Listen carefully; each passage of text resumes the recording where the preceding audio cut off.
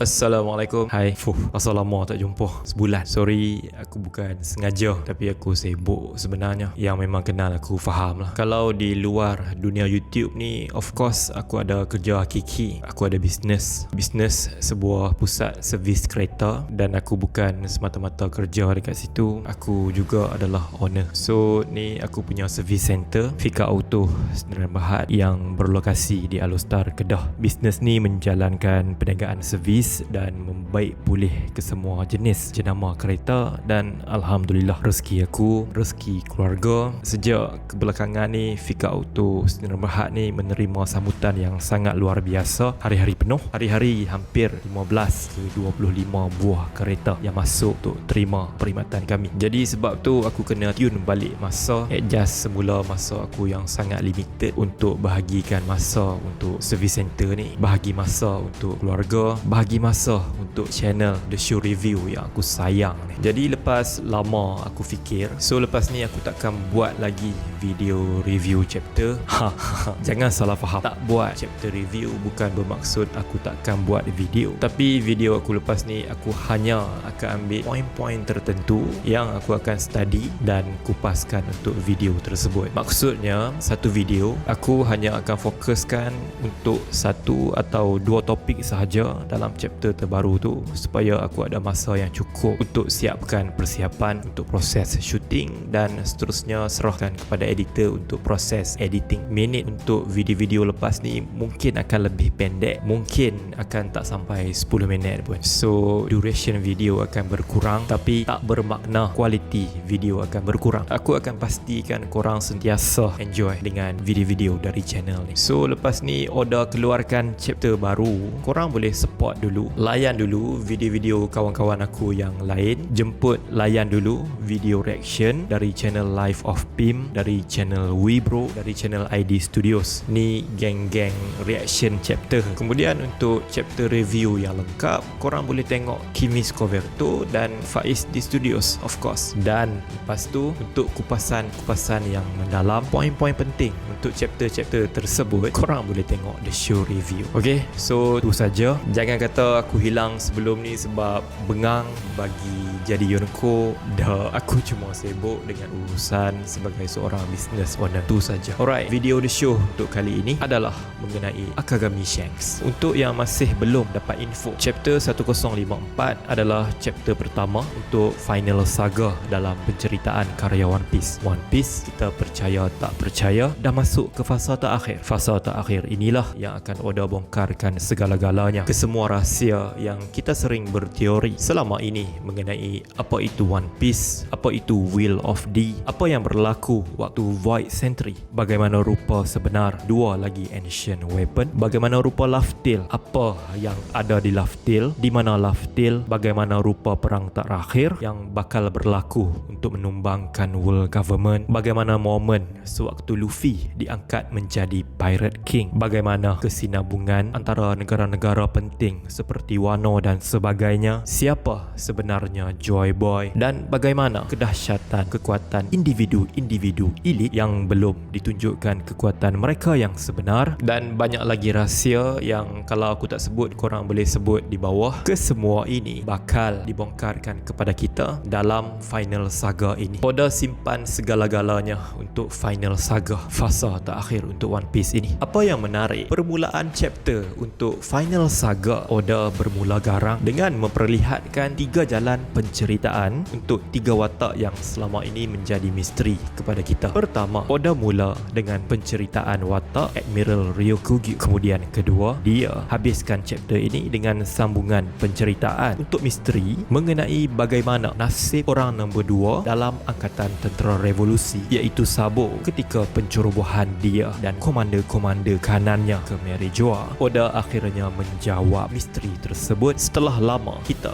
dibiarkan tergantung sepi tanpa sebarang jawapan. Dan ketiga, dalam chapter ini, pada pertengahan chapter, Oda mengejutkan kita dengan kemunculan Shanks di lautan berdekatan negara Wano. Guys, lepas ni tolong jangan layan spoiler. Elak spoiler kalau boleh. Sebab apa? Untuk momen-momen macam ni lah, kalau kita tak baca spoiler, kita tunggu hari Jumaat untuk baca chapter yang sebenar. Bila tiba-tiba kita scroll next page dan nampak scene, nampak babak Oda tunjukkan kemunculan kapal Akagami Shanks. Kalau time tu kita kosong, minda kita belum didedahkan dengan spoiler. Time baca tu kalau kita tengah baring, silap-silap boleh bangun terduduk. Tu nikmat dia. Ni Pim, aku nak tunggu dia punya reaction. Silap-silap boleh terlentang ke belakang. Bukan boleh kira mamat tu. Hai. Okay, so berbalik kepada tadi, Yonko Shanks. Ni aku rasa kali pertama Oda fokuskan penampilan Shanks bersama-sama kru Akagami Pirates. Oda fokuskan penampilan Shanks dan Akagami Pirates sebanyak ini 5 page penuh hanya berkaitan mereka. Sebelum ni sikit-sikit saja guys. 1 page pun tak, 2-3 panel saja. Marineford tak lama, tak banyak pun pasal mereka ni. Tu pun Oda selang-seli dengan kru Whitebeard lah, dengan Marines lah, dengan kru Blackbeard lah. Dan even waktu Shanks jumpa Whitebeard pun tak macam ni. Tak ada Oda belanja sampai macam ni. Waktu tu still ada Whitebeard, still kru Shanks tak ditunjuk sangat pun. Tapi chapter 1054 Oda bagi 5 page penuh pasal mereka saja. Waktu chapter pertama dulu ya memang banyak, tapi tu tak aci lah. Time tu kita tak tahu apa-apa pun pasal dunia One Piece yang sebenar. Dan bila kita mula dah faham mengenai sistem dunia One Piece, mengenai hierarki dunia Lanun, mengenai sistem Yonko, barulah kita mula rindu dan sentiasa menantikan setiap detik kemunculan Shanks dan krunya yang bakal Oda tunjukkan selepas kita betul-betul faham betapa tinggi martabat kumpulan Lanun Akagami ini. Dan chapter ini kita boleh nikmati sepuas-puasnya. Selain Shanks, kita boleh nampak para komander Yonko Akagami, iaitu Ben Beckman, Lakiru, Yasuo. Lama mana dah kita tak nampak muka-muka ni. Last waktu Marineford dulu. Even waktu chapter 957 pun kita hanya dengar nama mereka bertiga ni saja. Gila Oda, sampai macam ni dia buat kita tunggu. Okay, so sekarang kita fokus dekat perbualan mereka dalam chapter ni. Shanks kita nampak pun seakan-akan tak percaya budak mentah yang sememangnya dia pertaruhkan dalam generasi baru, dan dia pun pernah cerita mengenai pertaruhannya itu di depan Shirohige dan Rayleigh sendiri, yang mana dia pertaruhkan Luffy untuk memimpin zaman baru, membawa dunia ke peralihan yang baru. Dan kini bila ianya semakin menjadi kenyataan, dia seakan-akan tak percaya bahawa Luffy sudah berada sebaris di satu liga dengan dirinya, iaitu Liga Yonko. Liga yang paling dekat, di mana individu-individu yang berada di dalam liga tersebut adalah individu yang paling menghampiri harta One Piece. Dalam dialog Shanks dalam chapter ini juga kita dapat tahu bahawa kali terakhir dia menjejakkan kaki ke negara Wano adalah sewaktu dia masih muda, masih bergelar apprentice di kapal Gold di Roger, ketika mana mereka mahu menghantar Kozuki Oden kembali ke situ. So sambil tengok poster bounty Luffy yang dalam form Nika, dalam form Awakening Devil Fruit yang Shanks sendiri curi dari kapal World Government 12 tahun lepas, dia mula teringatkan kembali momen tersebut. Oda telah gambarkan secara terperinci bagaimana dan apa yang sebenarnya terjadi waktu kumpulan Akagami Pirates ini ketika mereka mencuri buah Devil Nika tersebut. Dalam flashback tu kita boleh nampak muka Hushu tanpa memakai topeng. Dia pada waktu masih bergelar anggota CP9 belum memakai topeng. Dan dalam flashback itu juga, selepas berjaya curi, Shanks terus pergi ke kampung Fuchsia, kemudian takdir menemukannya dengan Luffy yang masih berumur 7 tahun pada waktu itu. Dan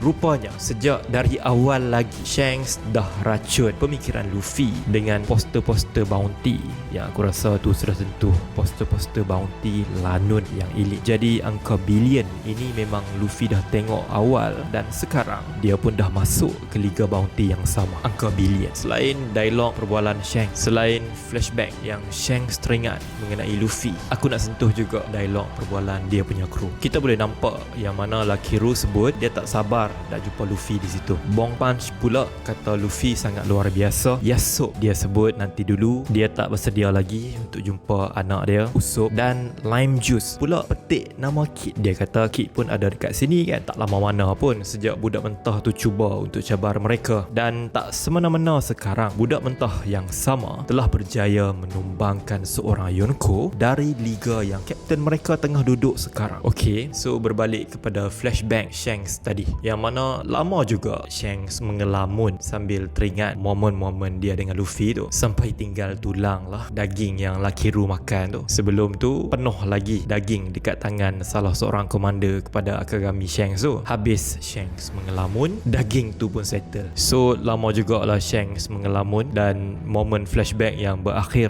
dengan momen sewaktu dia hilang tangan kirinya. Sebuah kehilangan yang dia anggap sebagai simbolik kepada pertaruhannya kepada masa depan dunia kepada budak kecil tersebut. Kehilangan yang berbaloi kerana budak kecil tersebut kini sudah berada di Liga Yonko. Dan lepas tu settle saja teringat flashback, Shanks mula bersuara dan buat keputusan dia tak rancang untuk jumpa Luffy di situ. Dan ini yang membuatkan aku tertanya-tanya dan berpendapat, ya, Shanks memang sebut dia tak bercadang untuk mengadakan reunion dengan Luffy di negara Wano tersebut. Dan adakah maksudnya itu adalah dia tak akan singgah ke Wano sebab Luffy ada? Guys, Shanks akan singgah ke Wano, dan seperti yang dikatakannya, persinggahan tersebut adalah bukan untuk tujuan reunion. Sebaliknya, adakah dia mahu menghadapi Luffy sebagai seorang emperor bertemu seorang emperor? Adakah momen untuk Luffy menghadapi Shanks dah bermula? Kita tengok dialog Shanks dekat sini. Shanks bagi alasan semuanya adalah kerana Bartholomew. Bartholomew adalah punca celaka Bartholomew. Balaci Luffy ni dalam cover story pada chapter 875, apa yang Bartholomew buat? Dia bakar Shanks punya Jolly Roger, bendera lanun Shanks, di sebuah tempat pula yang merupakan tanah jajahan untuk Akagami Pirates, sambil dia provoke dengan mengatakan macam ni, seorang Yonko, apa aku kisah? So what? Guys, dah tentu benda ni, apa yang Bartholomew buat, apa yang dia cakap, dah tentu akan sampai ke pengetahuan Shanks. Tu tempat jajahan dia, dan Shanks juga tahu bahawa Bartholomew ini sedang berada di bawah Grand Fleet Luffy. Apa yang Bartholomew buat adalah satu pengisytiharan perang. Bakar bendera adalah sebuah pengisytiharan perang, dan kalau Shanks hanya mendiamkan diri, itu akan mencalarkan maruahnya sebagai seorang Yonko. Ini apa yang Shanks telah tegaskan sendiri dalam chapter terbaru. Jadi selepas Shanks tegaskan perkara tu, selepas anggota krunya seolah-olah dah faham apa tindakan dan niat Shanks ke Wano, Shanks pergi ke arah dia punya first mate, ke arah komander pertamanya Ben Beckman, dan mula minum sake bersama-sama komandernya tersebut. Dia terus mengatakan, Beck, adakah sekarang dah tiba masanya untuk memulakan tindakan dan klaim harta itu, The One Piece? Jadi apa respon Luffy bila tahu Shanks datang untuk berlawan dengannya? Adakah kekuatan baru Gear 5 cukup untuk menghadapi Shanks? Adakah kekuatan kru Luffy sekarang cukup untuk berhadapan dengan Ben Beckman, Lakiru, Yasop dan sebagainya? Adakah